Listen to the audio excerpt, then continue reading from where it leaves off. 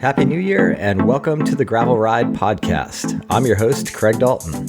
I bet like me, you're looking forward to a year of adventure, hopefully events, and great gravel riding in 2021. The Gravel Ride podcast is brought to you by a small number of sponsors, but mainly from support from listeners like you. You can visit buymeacoffee.com/thegravelride to support the Gravel Ride podcast. This week on the podcast, I'm joined by Gregor von Medeazza. It's a bit of an interesting story how Gregor came on my radar. One of my riding buddies in Mill Valley, Daniel, had mentioned in passing a race called the Munga in South Africa with the tagline, "Toughest race on earth." I hadn't heard of it at the time, and by the end of our ride, I'd forgotten he even mentioned it to me, to be honest. But a few months later, I ran into him on the street and had a little bit more time to talk, and he asked me again about the Munga and mentioned that his friend Gregor had just completed it. He told me a little bit more about this 1,000-kilometer race across South Africa, and I was very much intrigued and excited for the connection to Gregor. I was even more excited after having a little back and forth with Gregor and learned about some of his adventures and what's really driven him to compete in these ultra-endurance races. Gregor's currently based in Namibia in Africa, and he described how the country and the countryside and the local riders drew him into off-road adventures and started exposing him to events like Namibia's Desert Dash and ultimately led him to the start line of the Munga. Gregor had so many great stories to share. I've actually broken this episode down into 2 parts. So without further ado, let's jump into part 1. Gregor, welcome to the show. Hi, thanks for having me, Greg. I am super excited to learn more about you and your adventures. I think the listener is really going to get a kick out of this because I don't think in the history of the Gravel Ride podcast, we've spoken to anybody in Africa or anybody racing on that continent. So I'm super excited to learn more about you and the event, the Munga in South Africa. Excellent, Craig, and really happy to be part of your show. I've really tremendously enjoyed a lot of the episodes before, so happy to have the conversation. That's amazing to have a growing African audience for the podcast. And I do hail from Europe to start with, so obviously this is also an extension of the European community here in Africa. Great. Well, Gregor, let's start off by learning just a little bit more of your background as a cyclist and perhaps a little bit more about how you found yourself in Namibia. So I found myself in Namibia with my family for the last 2 years now. Absolutely privileged to be here. This is a fantastic, absolutely stunning country. Perfectly suited, I must say, from the beginning for gravel cycling and mountain biking. Very sparsely populated, a lot of wildlife, beautiful deserts, dunes, you name it, everything that you could dream of as a gravel cyclist. And I've been here, yes, luckily for the last couple of years, probably another few years here. With my family, we're kind of modern time nomads, so to speak. And so we really are here as guests in this beautiful country. And this is where the gravel cycling really for me has taken a completely new dimension. Amazing. And I've really actually started cycling in earnest, let's put it this way, in Namibia, the way that I do now. So for the geographically challenged, Namibia it borders South Africa right to the north. Is that correct? That's right. So south of Namibia is South Africa. So we are north of South Africa. We're between South Africa, Botswana to the east, Angola to the north, and then the Atlantic Ocean to the west. And our border is also 200 meters away from Zimbabwe. So that whole region where the Victoria Falls are in the southern tip of the continent. Great. And so with your cycling background, you mentioned you sort of picked it up in earnest during your time in Namibia. That's pretty amazing considering the adventure we're about to discuss on the podcast. Did you have any cycling in your past when you were in Europe, for example? Yes, I mean, I think like many of us probably, and certainly also in Europe, cycling has really become part of our culture, hasn't it? So, I mean, I remember vividly being absolutely mesmerized by the few first impressions that I had, I guess, as a child, like many of us, this total freedom when you're on your bike and you're able to roam around without the purview of our own parents. And then, of course, that became part of our commute, of our life, way of thinking, way of living as well. I think of course, ecological or environmental movement has done a lot in the last few years also to bring cycling, rightly so, to a proper means of transport. So all my life, really, I've been on a bike. As a kid, going to school, going to university as a young professional, in back in the days in New York or in Washington D.C., and then now more recently, I would say really as a sport. But initially, it was probably more as a way of life or as a means of transport. Before Namibia, I was based also with my family. We were based in Jerusalem, so I was doing quite a bit of mountain biking there. From the Jerusalem Heights all the way to the Dead Sea in the West Bank as well. And so this is where I would say my passion for mountain biking started. But it's only now that I've actually been in Namibia for the last couple of years, because the cycling community is so huge here and so enthusiastic, that mountain biking took a different dimension in my life, and certainly also then the gravel cycling per se, because of the endless gravel roads and open spaces that we enjoy here in Namibia. That makes sense. So in Namibia, is there sort of a mountain bike or gravel event culture that has been emerging while you were there? Oh yeah, it's huge. I mean, way before I arrived, of course. So a big cycling community that fully embraced me, took me under their wing here. It was really a bit of a coincidence, but I ended up also living in a part of town, a little bit outside of town, with many of my neighbors being actually big figures in the Namibian community, including my good friend and neighbor Henry Parker, who won many cycling events, including, in fact, the female Munga last year, female finisher. But there's one big flagship in Namibia, a mountain bike race. It's every year. It's actually happened just a couple of weeks ago in December here. It's called the Desert Dash, and it connects the capital city of Windhoek to the coastal town of Swakopmund, 370 odd kilometers. So you'll tell me what this is in miles. Over a 24-hour period, and it crosses basically the parts of the Namib Desert overnight. Of course, it starts pretty much at noon, and you have to reach the coastal town before noon the next day.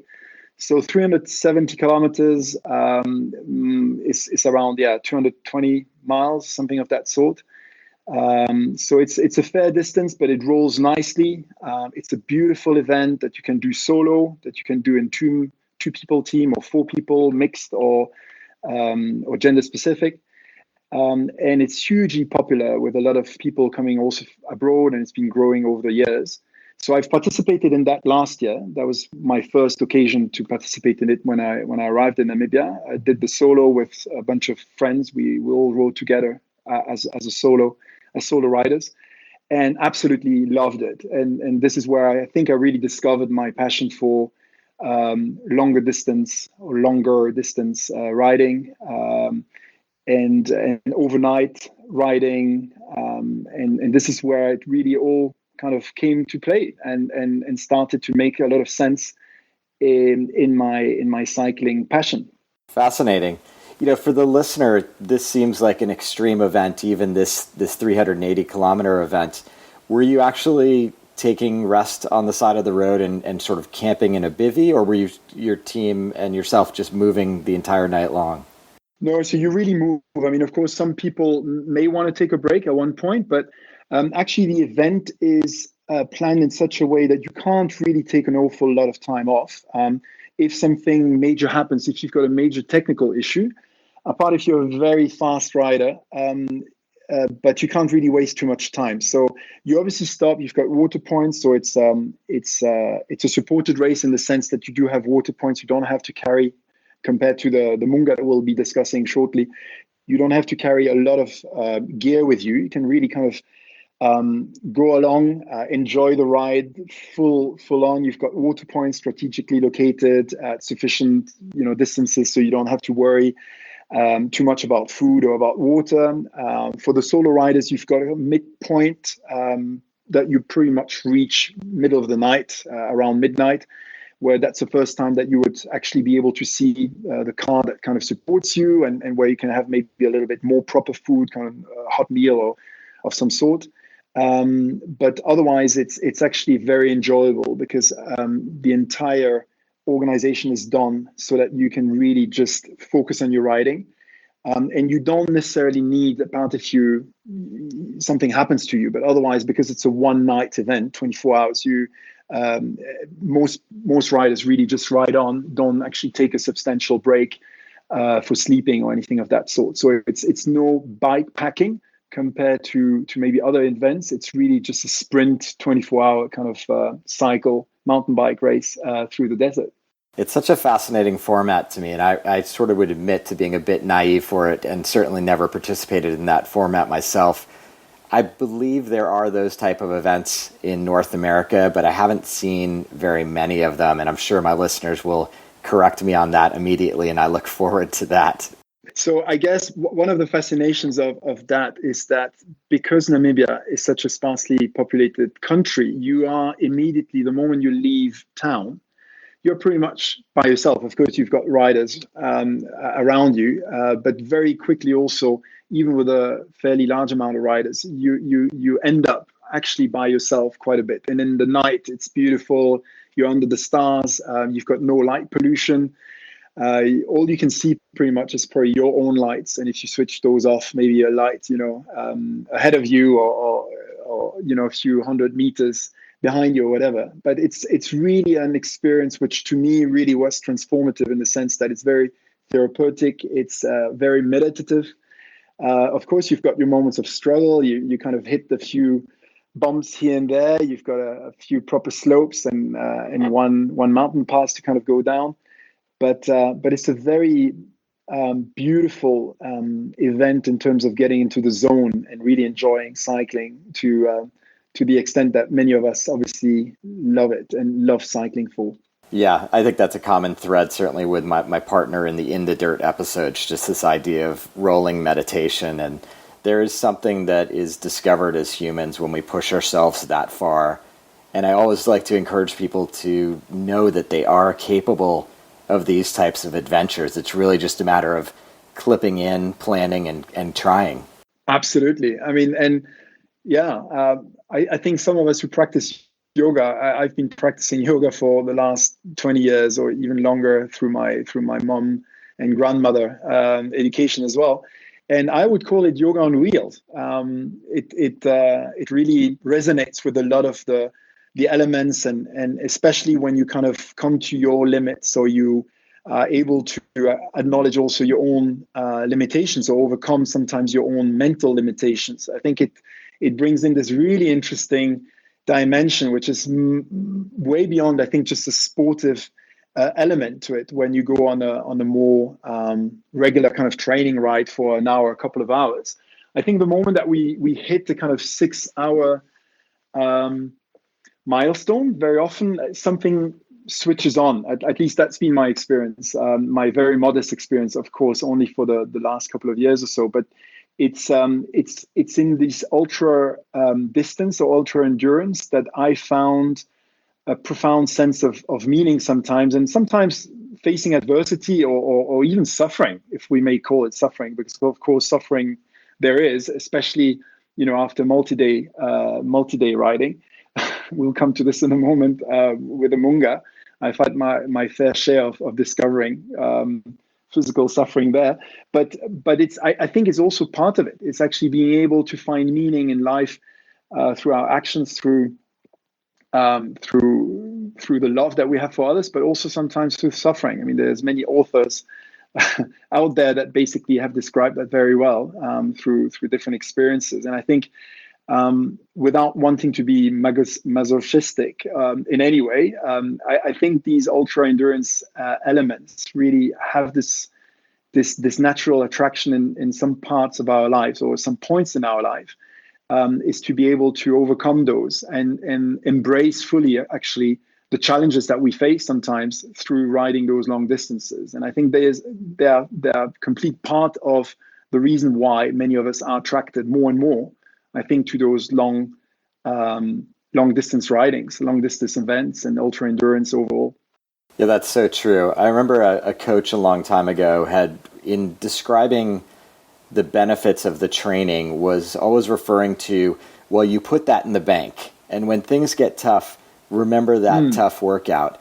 And I think these type of major long distance transformative events, you're putting that in the bank and you're able to reference that in any aspect of your life. So whether you're dealing with emotional stress or physical disease, you know you've been capable of achieving this thing that was very, very hard in the moment.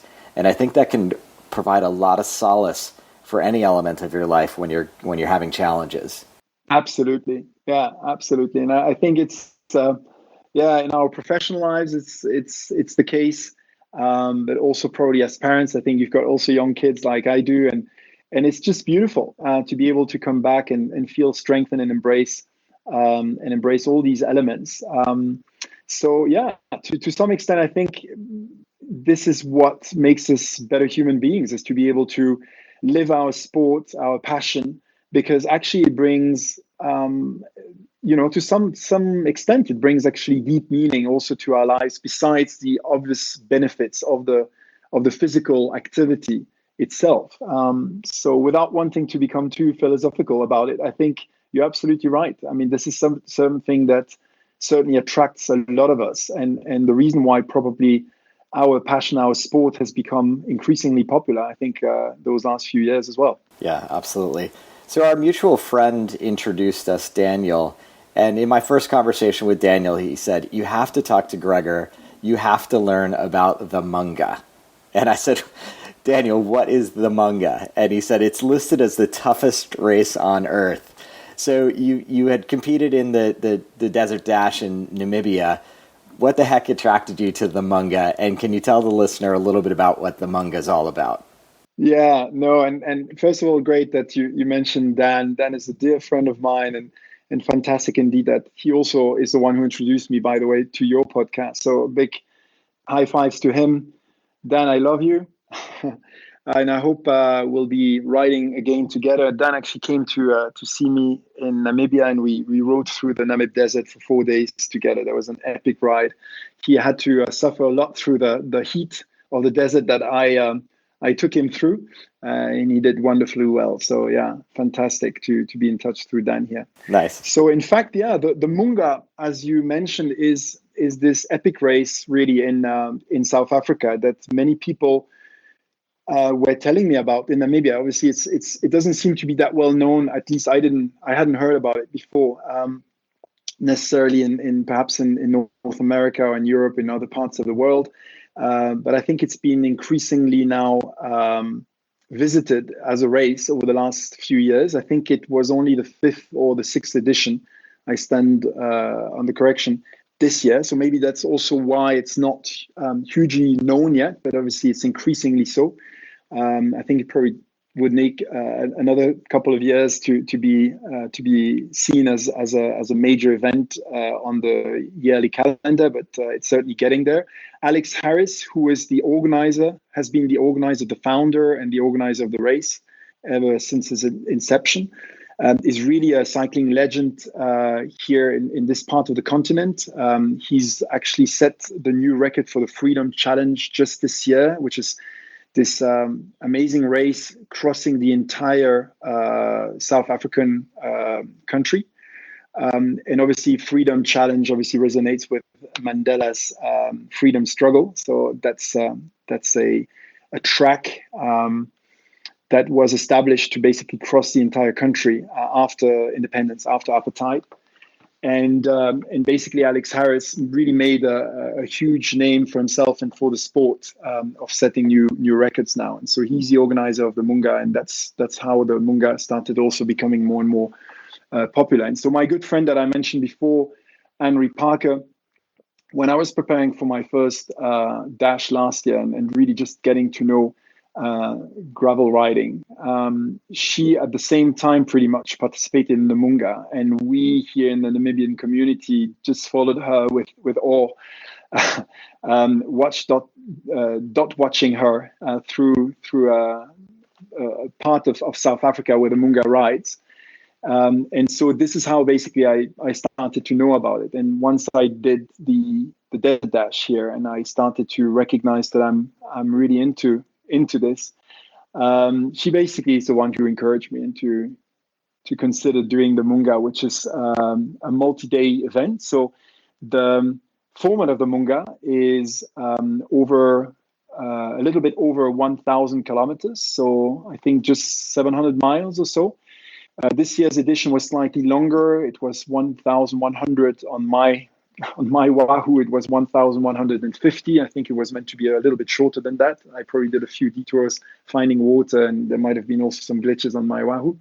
But so that's around 777 or something of that sort miles. It runs from the town of Bloemfontein.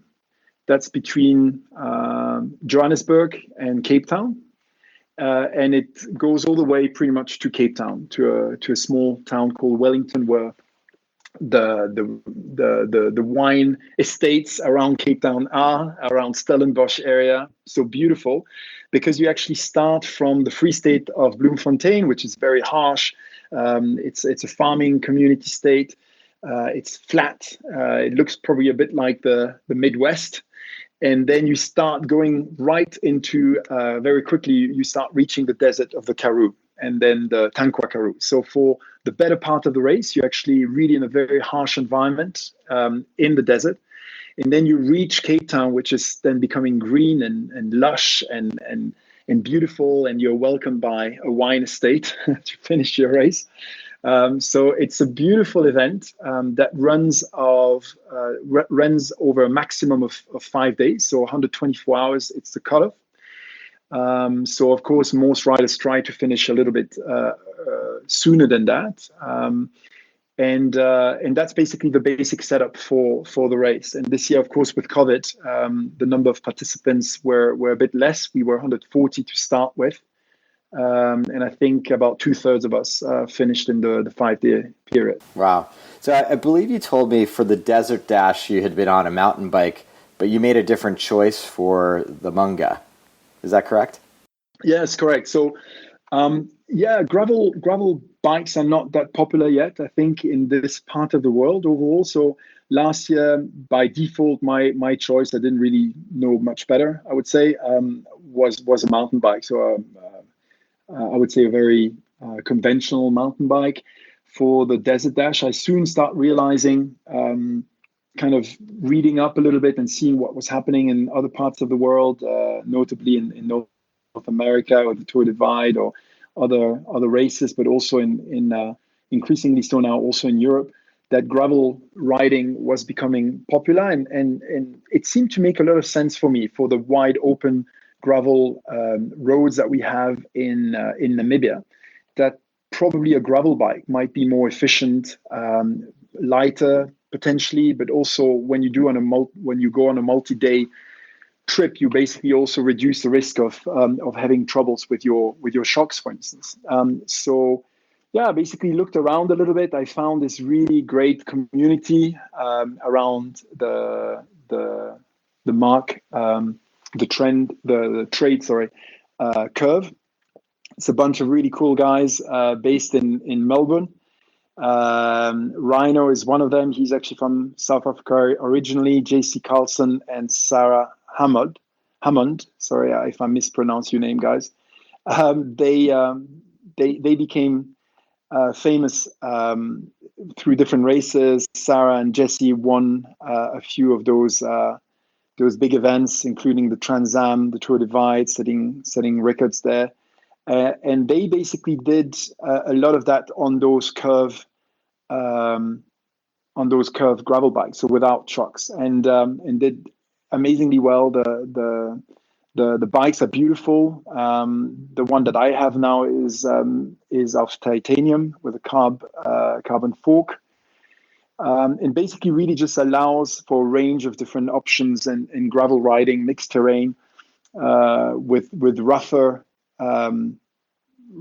ability on some of their bikes, and then more lenient ones on others for races, including, for instance, the TCR in Europe, the Transcontinental Race, which I'm looking at hopefully doing next year. Wow. I'm familiar with the brand Curve, and one of the things that I often get marketed to from them is the ultra-wide handlebar. Is that something you adopted with the bike? Absolutely. Yeah, and it's good that you mentioned that. I guess for all our friends, tech nerdies or gear nerdies, it's amazing. I mean, I can't really compare it that much with other gravel bikes. I've tested a few, but it really gives you an impression of the best sense between a mountain bike and a traditional road bike, if you like. Or I think they've mastered the sensation that you have on your bike. It's really forgiving. It gives you, in my sense, an amazing riding ability, reactiveness to the cycling. And so I really found a brand, I think, that fitted basically what I was looking for in terms of the feelings on the bike. And a good mate of mine, Benki, Kevin Benkenstein, who won the Munga last year, is kind of the brand ambassador, if you like, in South Africa, and he's the one who basically introduced me now also to the bike that I have. So very grateful for that. We were able to basically fine tune exactly what I had in mind, what I thought would be best suited. And so, yeah, the matchmaking was perfect in that sense. And where did you go with the tire size? How big of a tire did you run for this event? So for the Munga, I was actually on Panarace's 50 millimeters. Okay. Because I was on a bike which is a very wide range option bike with tremendous capabilities for mixed terrain. So you can actually change also the tire sizes, if you like, and the tire clearing is actually awesome in that sense. Having said that, incidentally, I just had a chat with Benki this morning, and probably for the Munga, I would recommend slightly wider tires. So probably 2-inch, 2.2, 2.3. Some of the other riders that had curves. Most of the riders, by the way, I should say, on the Munga have also mountain bikes.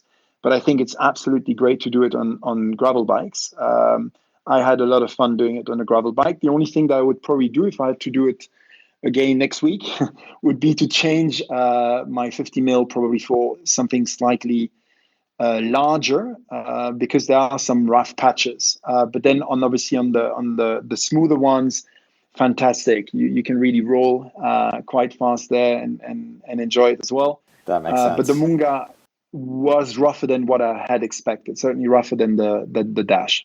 So that's part one of my conversation with Gregor.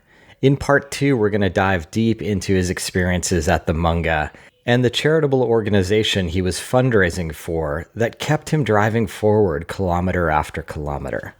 Part two will be in your feed next week at this time, so make sure if you're not already a subscriber to hit the subscribe button below. And if you have a moment, I'd love for you to do two things. One is provide a rating or review for the show. It's hugely important for our discoverability as a podcast.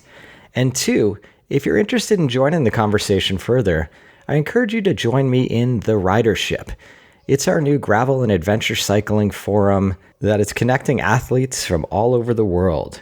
Membership is completely free, and you just need to visit www.theridership.com for your invite.